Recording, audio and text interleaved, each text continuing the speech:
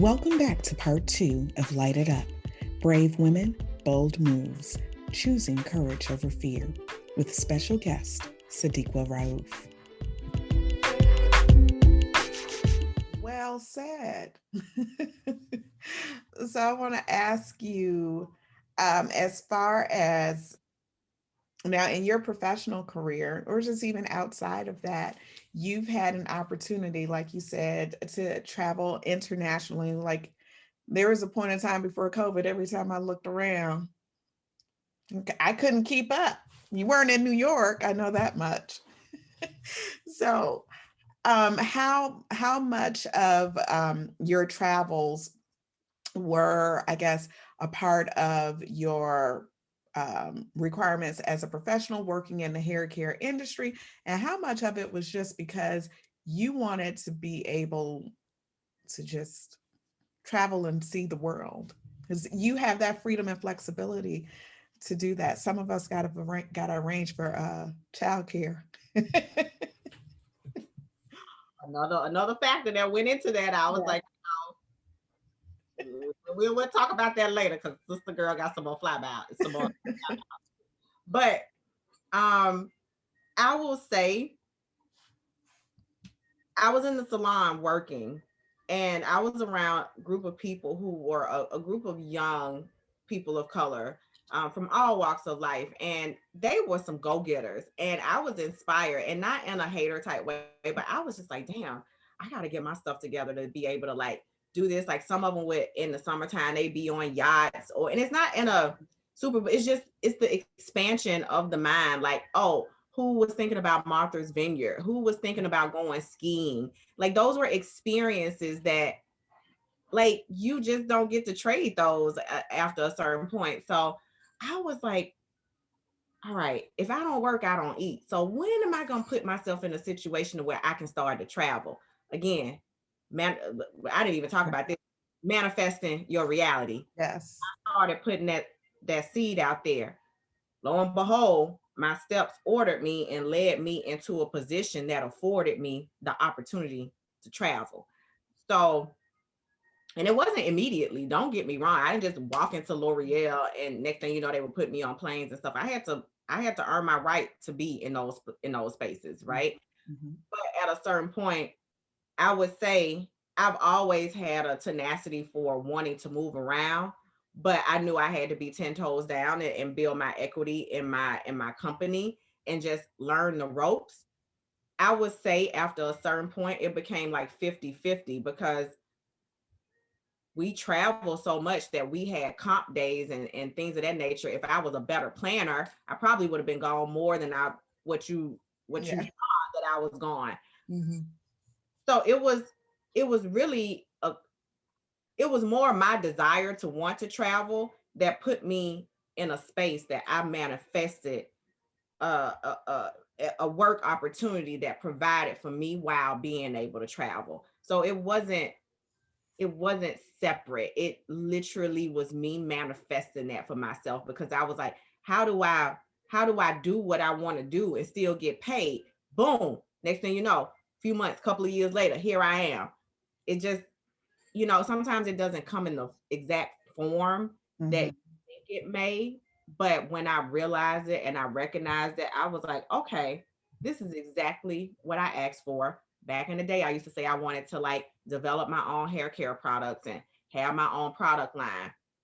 Fast forward, I worked for L'Oreal testing and developing products, approving them with the marketing team. It wasn't for Siddeeqah Raouf, but essentially I was putting Siddeeqah Raouf stamp on a lot of things before it left the wall. So I manifested these things for myself.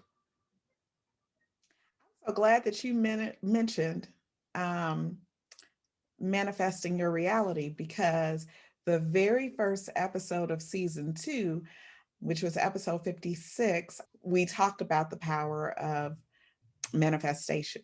Did you, so I just want to take a little quick detour because You know, um, so I'm used to this. so how did you begin to implement that into your life? Because was this something that you started to do at a certain age? Was there a certain point in time where you just felt like you've got to do something different because maybe the universe wasn't properly aligned for you? How did you begin to, um, I guess, study and focus on manifestation and the laws of attraction? Because when you consistently keep walking down paths and these boulders keep being thrown in your way and you don't pay attention, it's only going to lead you into like a really negative, kind of unsavory place. And I was I was trying to go against the grain so much, and it was reacting violently because I knew better. And the more I pushed, the harder the slaps kept getting. Mm-hmm. That makes any sense. Mm-hmm. The harder I tried to like resist my inner self and my intuition and focusing on those things, the more someone from the outside would just like make my life so uncomfortable, or I would be put in so many uncomfortable situations where I had to like focus on myself. And I'm just like, what's happening to me? Because I'm a fun, free loving person. Like, why is everybody around me like so? Why? What's the static for? And it just took me a second to realize like this is pushing me in a way that I need to go the opposite direction of where I'm going, because this just doesn't feel right. And I think sometimes we think we want these things, or we think we want a certain lifestyle, and we keep pushing against it. And it's like stuff just keeps happening to you left and right. But you're like, oh, somebody hating on me, the devil trying to get me. No, sweetie, you're manifesting that for yourself. Mm-hmm. It's what you're creating for yourself. We have to take responsibility for ourselves and the thoughts that we have, and the subconscious vibrations and all those things that we put out there, and the reality that comes in front of us. That is our creation. That's our creation. I don't personally think an amazing, we can go this going, I don't think an amazing God created us and created evil. I think evil is something that man created. So how can a God create something of himself and destroy it at the same time? That's a whole other topic. So I just want us to realize like those things I was creating myself, and I had enough qualms about myself to take a chill pill and extract myself in a large way, and get real with myself, and figure out what was going on with me. Why did I have certain behavioral patterns that I have? If people were responding to me in a particular way, more than one or two people, what am I bringing to the situation versus like it's everybody else? Like, how am I showing up in a certain way? What is the energy that I'm projecting out? What's the source that I'm coming from that's drawing these things to me? I've always been kind of a dweeb and a nerd, if you may. Mm-hmm. I understood science in a lot of ways, like opposites attract and like repels. Right. So I kept attracting the opposite of where I wanted to be. So it didn't take me long to figure out like I'm in the wrong spaces. Mm-hmm. I'm in the wrong company. I'm in the wrong mind frame. So I just I just started seeking out literature. Um, People started coming into my circle that would guide me toward those things. And of course, I got extracted out of my. So there was no one major point of impact. I think that was a very long winded way of saying that. But there was no major one point of impact. It was a series of events and Mm-hmm. a culmination of periods of time that made me realize like you're not cut out for what you think people think you should be cut out for. You have a completely different focus, you have a completely different path, and you need to own that, and you need to sit down and you need to figure out what that means for you, because forget everybody else. All right. Forget everybody else. I had to forget everybody else. And I don't mean that in a way where I wasn't available, but Mm-hmm. I literally had to sit and stare at myself in the mirror and look at myself. Some days I didn't even like looking at myself. I had to, I had to like, I had to talk to myself for all the good and the equally as nasty and bad and trifling things, Mm. because we all got stuff that comes. Right. Anybody that sits and act like they don't, BS, right? I literally would sit with myself sometimes and just, you're a procrastinator. You're doing this. Why didn't you do ABC 1, 2, 3? You know that's your fault, right? You can be mad at such and such if you want to, but who's like, I literally would have these conversations with myself out loud. And once I started doing that, things started changing. And I Mm. was and I had my moments of beating myself up about it, but at the end of the day, I'm like, how am I ever gonna move on if I continue to like stay here? Mhm. It was Yeah. it's a process. Yeah. As you're talking, I'm just thinking about my own, I guess, my own process. I think for me, there were little things, I guess, but I think I got to the place where, this, I don't know, mine was related to relationships, Mhm. right? Because I had been, or I can still, I can probably say I have been, me own my shit today.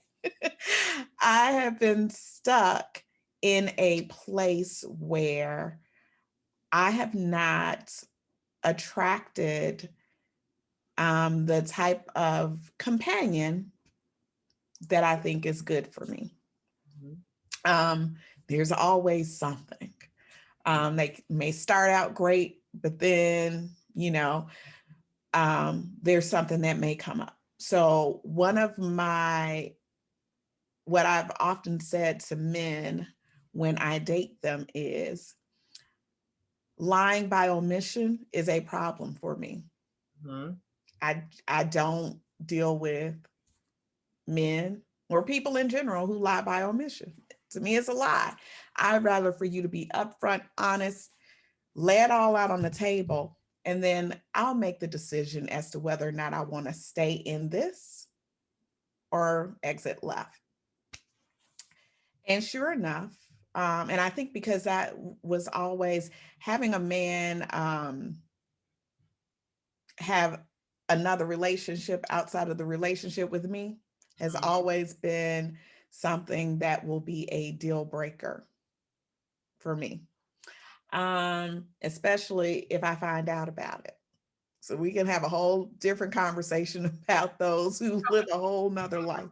That whole realm right there, girl, we can go into a whole other segment about that because you know Right. I love to get on that. Right. So those were the type of individuals that I was attracting. And then for me, I'm like, what's the need to go outside of this relationship? Um, and so I started thinking about if I'm constantly saying, or if I have this checklist, right, where I say, well, I don't want a man who X, Y, Z, if I'm putting that out there, that's what I'm attracting. So I was like, I have to change my mentality, my way of thinking, change what I'm speaking Mhm. and putting out there in the universe. Mhm. And um and so uh Kalila Adams, that's the person that I had on the first episode of this season. She has this blog called High Powered Love, and she talks about how she attracted her husband, how she manifested him. And so before she even met him or before they started dating, she had everything all mapped out. She tells the story, and her daughter was like, "You are crazy. Like, you're talking about a wedding dress and a ring. You don't even have a boyfriend." She was like, "Oh, that's just minor details." But the man that she ended up marrying was a friend of hers. They weren't even thinking about each other in that way, but he had his own stuff that he was working through, Right. just like, the same for her. And so anyway, that's what kind of sparked my interest as well, because I was like, I need to do something different. There is something that just isn't right with the people that I am allowing to enter into my space. Um, And then there's some other aspects of my life where I just felt like, okay, I need to take control of setting the healthy boundaries, as you pointed out. So that's where I am right now in my life. Um, I've always tried to exercise some form of boundaries, but it's all in the presentation. Mhm. And now that I've learned that I needed to change my presentation, things are a lot different. Mhm. Yeah, it helps tremendously. And I think before I even had a fear of like, well, if I put this boundary around this person, are they going to exit my life? So sometimes I wouldn't say what I was really feeling out of fear of losing them, but then I was losing myself. So it's just like, who's losing on at the end of the moment? Like me. So if, like you said, these are your deal breakers, like I think there's an opportunity to express what those things are, but accept them and let them go and not focus on them. You know what I mean? And it's more of like directing your energy to materialize what it is that you do want. It's just like in the back of my mind, I know I'm not going to deal with this. I'm cool with that. So as soon as I see it, exit left. You know what I mean? So it's not, I don't want this because I was doing the same thing. Girl, I had a relationship. I think that probably helped me deep dive into it. Mhm. I remember very vividly where I was like, girl, I'm probably gonna wind up with doom, doom, doom, doom, doom. Girl, lo and behold, doom, doom, doom, doom, doom showed up at my doorstep in every way imaginable Mhm. with full force. And I remember I had a moment where I was like, you called all of this right into your life. You playing. That's why even when I play now, even when I'm having like little fun talk, I'm very mindful about what I say even more so than I used to be because it is words are Yes. powerful. Absolutely. And Absolutely. that situation brought me down to my knees. And the funny thing is, even when I was going through it, I even used to tell this individual the day and the time that comes when I stop playing the fool of the leading role in your movie, this is no longer going to be. I knew for some reason I had to endure that.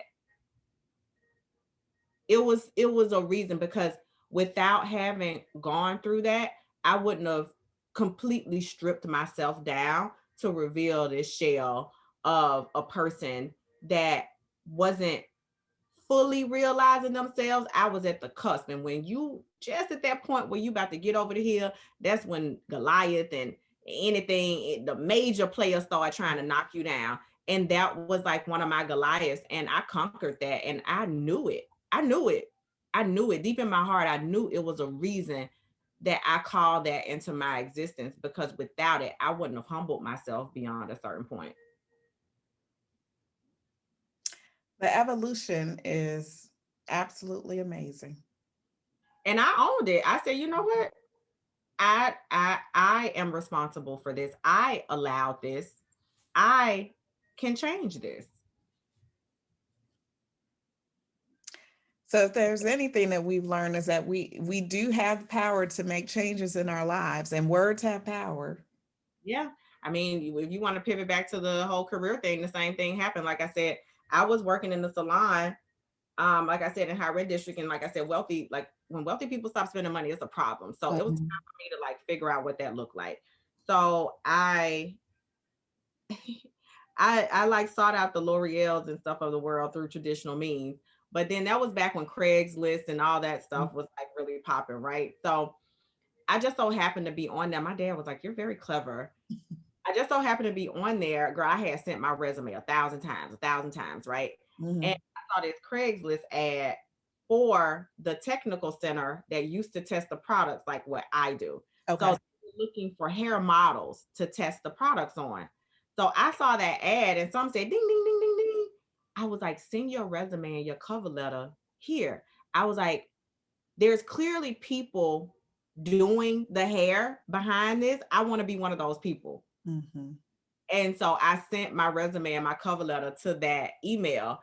And it took a couple of months, but at some point, the gentleman who became like one of my dear friends, even along with being my mentor and my boss, like he called me and I was just about to give up at that point and fold my little box suitcase up and go on back down south, like fly south for the winter.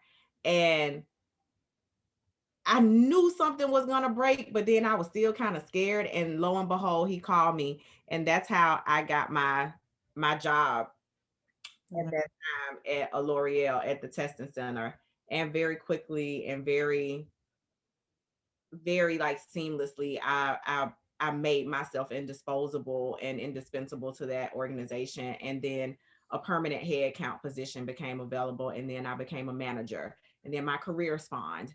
Mm. And I went from testing products and working with the labs and working with artists to developing education to the point where you would see me standing in front of people and delivering content and training sales teams and training artists. And that's when you would see me in Rome and Mhm. all those fun places. And then I switched brands in 2018ish, I think. Yeah, 20 the end of 2017, early 2018, and went to Biolodge. And that was another evolution within the L'Oreal brand that sent me into like a different atmosphere that allowed me to actually implement the skills that I had learned at Redken for those 10 plus years that I was there. And it actually gave me an opportunity to, again, take something. I always said I wanted to be a teacher. I knew I wasn't going to go and do it through traditional means, but here I am in the industry that I love, again, being a teacher. I used to want to be a judge or a lawyer. Basically, I'm doing all of those things because at the end of the day, we were the judge, jury, and executioner of how things move in our brand. Mhm. So it might not look like the exact form, Right. but it manifested itself in my life in a way that is very fulfilling for me in an industry and with a tangible skill that allows me to really bring to life a full combination of everything that I have essentially thought about doing. That's great. Now, what I want to know is what have you done? You've done all of this for for the hair care industry and these major companies and brands, and you're very successful in um, that arena. What have you done for Siddeeqah Rauf? Does Siddeeqah Rauf have a brand um, or business that she has launched, is launching? What are you doing for you in the entrepreneurial realm? Okay, well, for Sadiqa Rauf sees herself as a fancy Southern girl, right? So therefore, you have an LLC that's called Fancy Magnolia. So I'm a fancy Southern girl and very strong and very persevering, like a magnolia tree. And what Fancy Magnolia is, it's a retail and accessories line that's black owned that I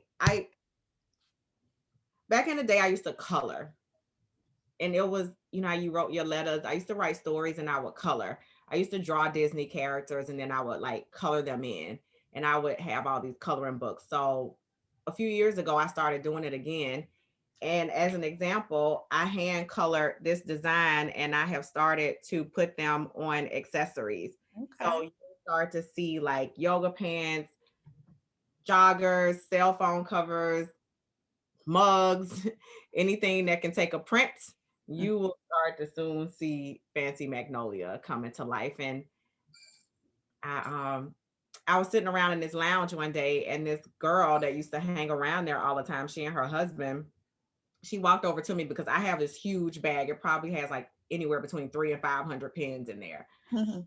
And she walked over, and I would have them spread out. The dude would just like give me a big sofa and just let me spread out and like do all my stuff.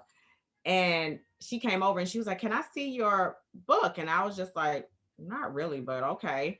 So she takes it over and like gives it to her husband. And I noticed that he's an artist because he's always drawing, but I never looked at his pictures and I didn't know like what type of artist. So next thing I know, here they come walking over to me, and I'm like, "Oh God, they're about to just eat my stuff all the way up and just like probably just like spit it out at me. And she gave me the most amazing compliment that a nun, I don't see myself as like an artist if you made in that arena. She was like, your depth to color perception. This was like what I remember. She said, your depth to color perception is immaculate. She was like, the way you color, and she was like, the fact that you're even using crayons and color pencils and acrylic pens. She was like, these images look like they're about to jump off of the page. She was like, they look real. And I was like, for real? And she was like, these are dope. She was like, have you ever thought about doing, what do you call it, an art exhibit? Mm-hmm. Like, girl, for what? I was like, who would come buy these paintings? I was like, who would come buy these little rinky dink pictures? She was like, my husband and I would buy them. She was like, we went through your book. She was like, you could sell these. Wow. And I was like, seriously? She was like, yo, she was like, this is dope. And I I have an issue letting go of my originals. So I I was like, okay, so what can I do to like bring this to life? Posted one of them on Instagram. Next thing I know, one of my friends DM me and was like, can I get that print for a t-shirt? And I was like, wait, you would wear that on a shirt? And he was like, hell yeah, I would wear that on the shirt. That's dope. And he was like, matter of fact, he was like, why don't you just like put it on a t-shirt and sell it to me? Boom. Boom. That's how that happened. Okay. I didn't want to part ways with my originals. Yeah. Like, so because you put them up at an art exhibit and somebody comes to buy them, it's like I'm never going to see it again. What am I going to do about it? Some of those images, it takes me 3 weeks to finish. Mm-hmm. Mm-hmm. And they're small. Like this probably took me about 2.5 weeks to color. Oh, wow. And it's small. Yeah. So I was just like, even I did one for my dad for Father's Day, girl. As much as I love giving him stuff, girl, I was putting it in the envelope. I was just like, oh. It was supposed to be an original for him. You knew you were going to have to part ways with it. Girl, I knew, but when the time came, it was hard. It was hard. It was hard. Do So you? that's where I am. Okay. So where can people find Fancy Magnolias if they want to order? Like, I really like the, I'm glad to see you're an iPhone user. Shade. The shade. No, I'm a snob when it comes to that. Look, if somebody texts me, this is only if, okay, real talk. If I'm communicating with a man and I get a text and the bubble is green, I'm like, ugh.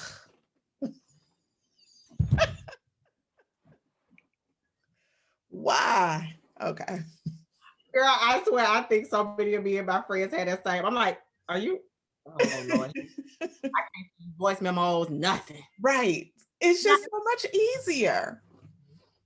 And then they want to ask you, do you use WhatsApp and do? No, I use FaceTime.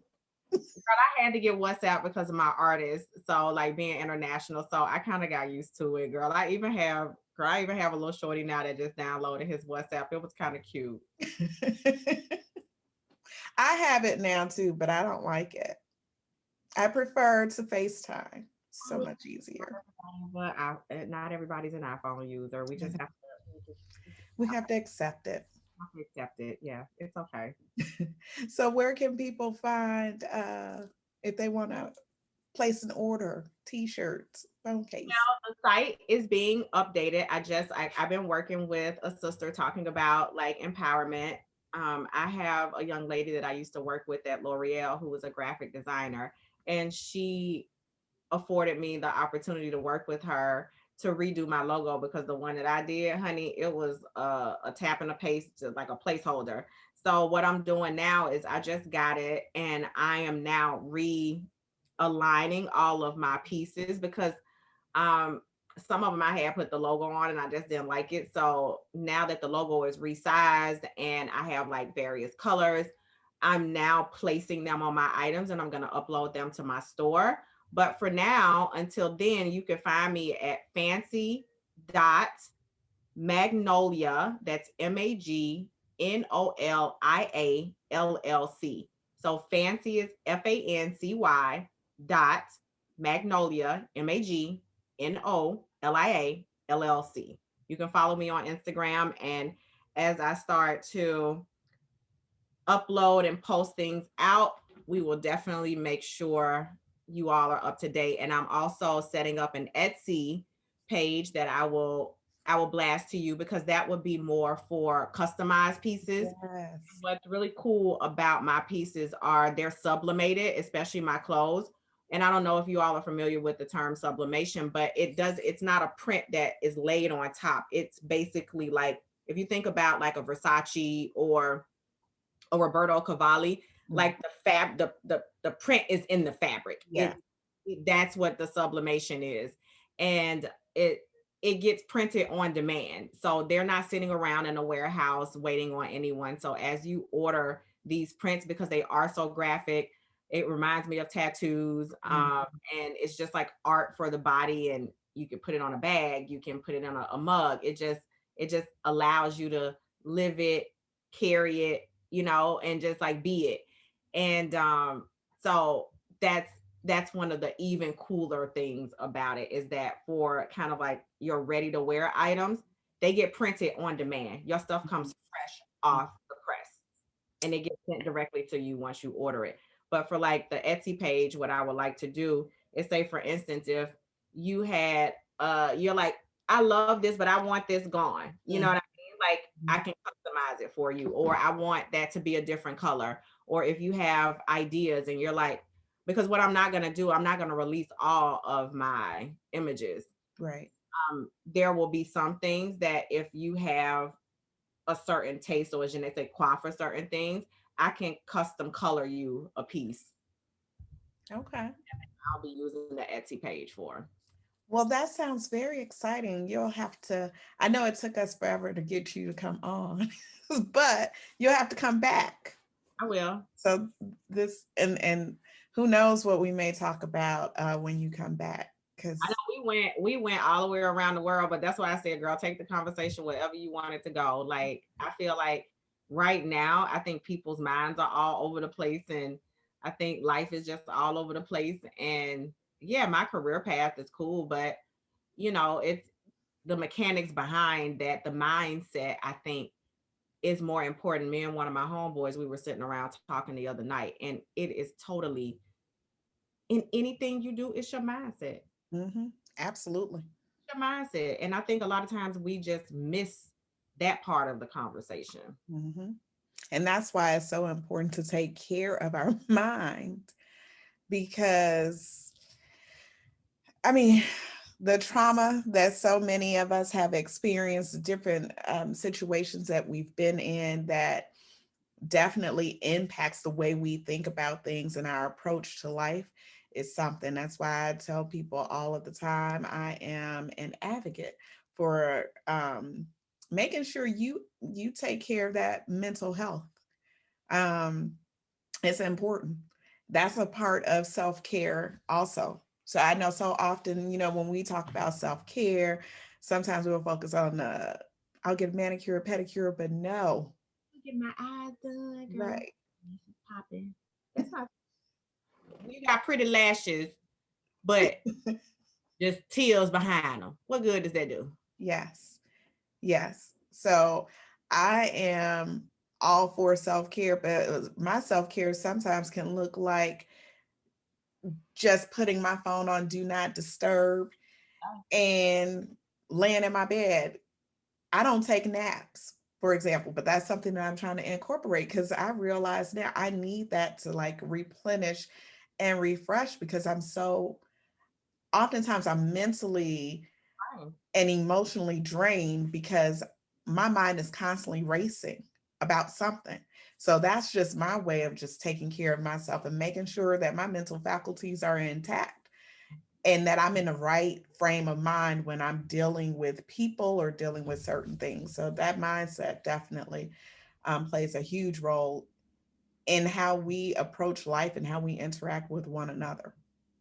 I know people like my little homie. They be like, "Oh, you so bougie with your little baths and your mint and stuff." I'm like, "You can call it what you want to, but what you won't call me is upset, baby, Right. because I am going to come in my apartment, my little studio apartment in Harlem on the West Side, And I call it Spa 491. Baby, I'm gonna go up here to the corner bodega. I'm gonna holler at old boy and get me some $2 mint, a fresh bundle. I'm gonna bring it and put it in my blender. I'm gonna strain it and I'm gonna run my bath. And you're gonna think I'm in the Grand Canyon Spa, honey, because I'm about to turn it up. I'm about to go and get.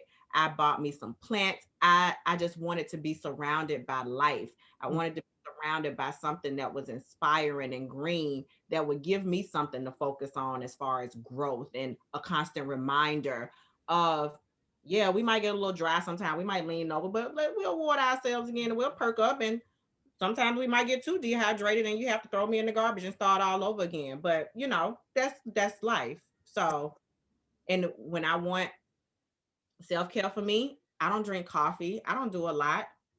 I'm gonna go to Dunkin' Donuts and get me a matcha tea, or Starbucks and get me a matcha tea. And before the city was closed, I used to go to my little like specialty tea shops downtown and get them. I need those things. Those are like little pieces of heaven for me. Yeah. When I was at work, going outside for 5 or 10 minutes to just walk and get those things and come back. I don't want to talk to you at the water cooler right now. Mm-hmm. I don't want to know how your weekend was. I don't. So don't ask me about mine. That's self-care for me. Bound. So you set your self-care and boundaries during the week too, not just on Saturday and Sunday. Oh yes, baby. Yes. Oh, come out, have dinner, have drinks with us. Nope, been with you guys for 12 hours today. Time for me to go. Deuces. Oh, you never hang out with us. That's true. If you want me to work efficiently and do my job the way that I'm supposed to be doing, where it really counts, it's probably best that I don't hang out with y'all. Right. Yeah, I definitely exercise those boundaries. Don't get me wrong, I have my moments, but for the most part, when I am physically drained, like I I definitely will have my libations, but I'm not what one would consider like a heavy drinker. Trust me, I had my moments in my time back in the day. But I got to keep my temple Mhm. as a woman of color and as a woman who is of a certain age right now. The body responds very differently to things. And you can call it vanity, you can call it self preservation, you can call it whatever you want to. But what you won't call me is old and wrinkled and tired. Well, you are certainly not that, and you are evident that black does not crack, my dear. You know what I mean? Like, I kind of even stopped that. Thank you, mama. I even stopped that because I would notice, like, after a certain point, I would be out for the whole weekend. Like, I don't like that feeling. Mm. So, honestly, those few hours of that fun for 2 days of downtime, again, I think about the impact of me going down the road. I got stuff to do. I can't be, I can't be out like that. I can't have acid reflux. It's not worth it. Right. I don't want my liver shriveling up. Right. I'm over 40. I want to have children, so at least I can set my little garden up in a way that it's still viable. You know what I mean? In the best way, so my seeds ain't all dry and shrunken and crazy.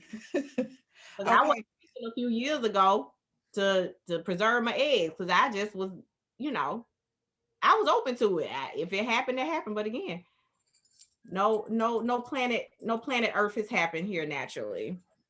Okay, well, we got to get, well, we haven't even gotten started on traveling together. So before you decide to go having seeds planted, whereas you're going to need babysitters, you see, I've got the light at the end of the tunnel. My Well, house is almost empty. let me tell you. Let me deflect that. I have a good friend of mine, and also like an associate of mine, who much like myself, said seed will get strapped to our chest and come right along with us. Okay. And when we get there, there will be care Okay. of said child, but we're not letting that stop us or any of our feng shui. Okay. All right.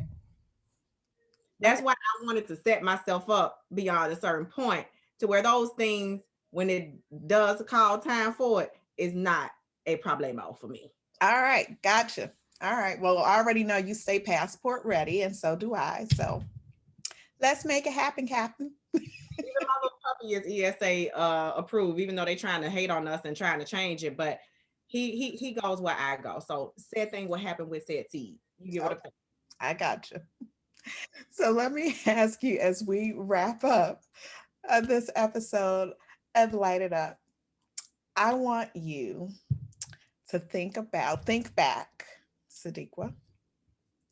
Well, first, let me just say thank you for. I really love how this conversation went. I wasn't expecting, didn't expect.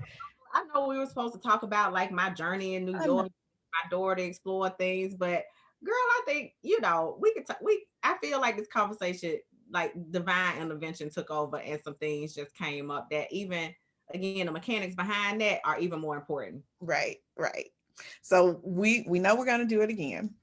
Um, but thank you because this was good. This is therapeutic. Um, I want you to think about. So you're 40 years old. I'm thinking. Mm-hmm. You'll be 41 later this year Yep. in August. Yep. And girl, these grades popping, girl. I can't wait for my grades to come out. I love them. Most people won't say that, but I'm happy. I love my gray too. You can't see it today, but I've got gray in there. I rarely have somewhere in my edges. But what would you tell your younger self? What advice would you give your younger self? Funny enough, I can tell you right now because Okay. I had this. Someone asked me this question. I did a for our homecoming week last week with my alma mater, Stillman College, and they asked us that. Okay. My response was, in all honesty, was unplanned the plan. I always, and let me stop saying always. I've been one that tends towards kind of floating, Hmm. but even in that floating, I had expectations of what the outcome was supposed to be. And I had to learn again, even in college. I went to school for one thing, but got exposed and had opportunities for many other things. So I would tell myself to unplan the plan, take a load off of my shoulders because I was very mature for my age and took on more responsibility than I should. And and be present. Even though, like I said, I don't live too far in the future, but even then, I was so busy trying to organize everything and working and this and then the other. I forgot what it felt like to be like just be. So I would tell my younger self, unplan the plan, be present, and have even more courage than you did before. Those are all great tips for your younger self. Great tips for someone else too who's listening. Never know. So you have, I think, you've definitely blessed me today. I think you've blessed my listeners too.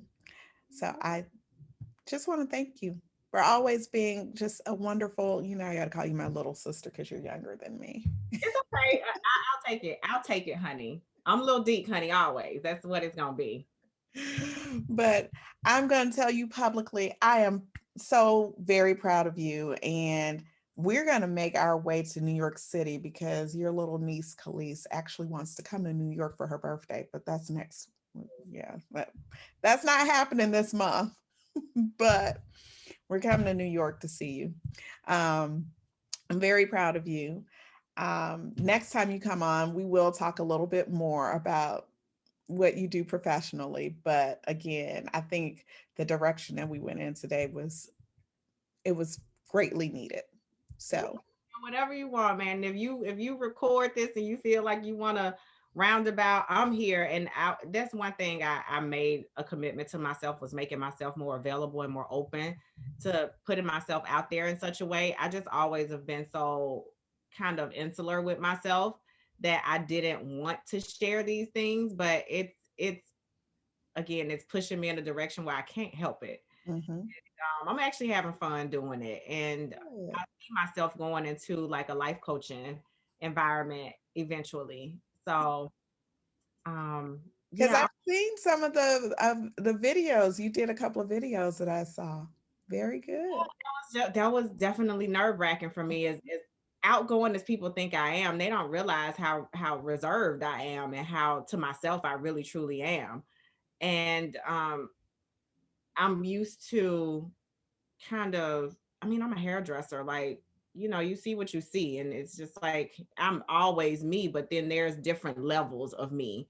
And opening up in a little bit more of a deeper way is something that I've always kind of like reserved for my close family and friends. And now I'm opening myself up to that a little bit more. Well, that's good. Yeah, I'm sure you are going to help a lot of people. So, So funny enough, I need to share my last little DIB video before I on my little IG page. I was like, I don't know if anybody's gonna watch it or if it's gonna help, but I'll share it.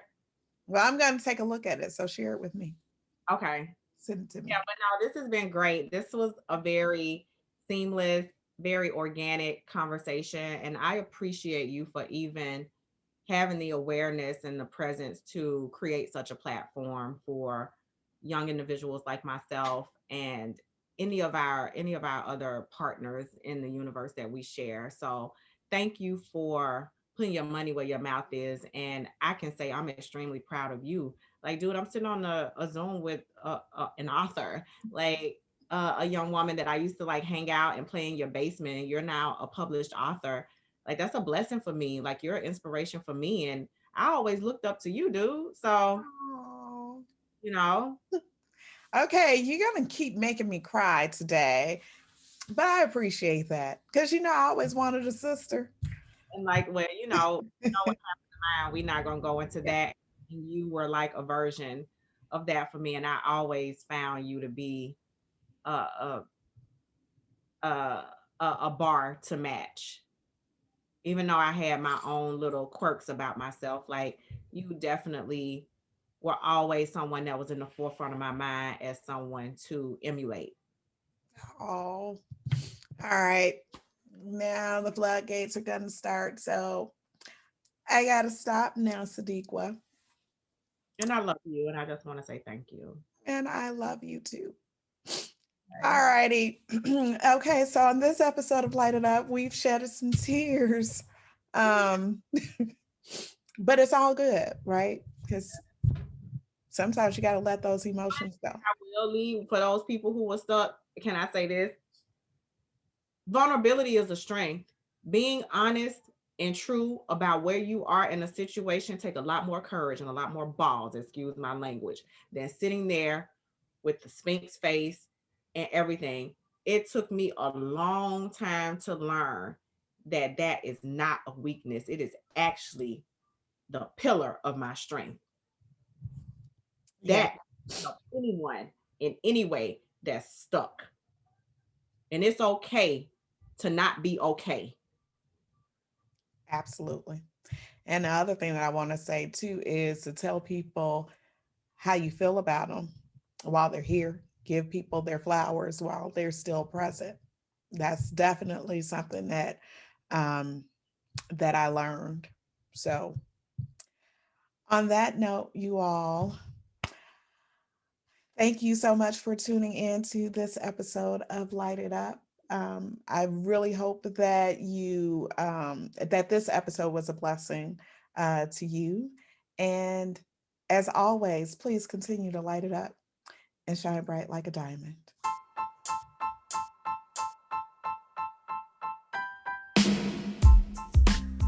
Thanks for joining me this week on Light It Up. Make sure you visit my website at www.lightituppodcast.com or www.aginahmuhammad.com. You can also find me on social media using the handle at Light It Up Podcasts. If you like what you've heard, please be sure to hit the subscribe button so you'll never miss a show. While you're at it, I'd appreciate a rating on iTunes, or you can simply tell a friend about the show. Be sure to tune in every Tuesday for a new episode. Until next time, light it up and shine bright like a diamond.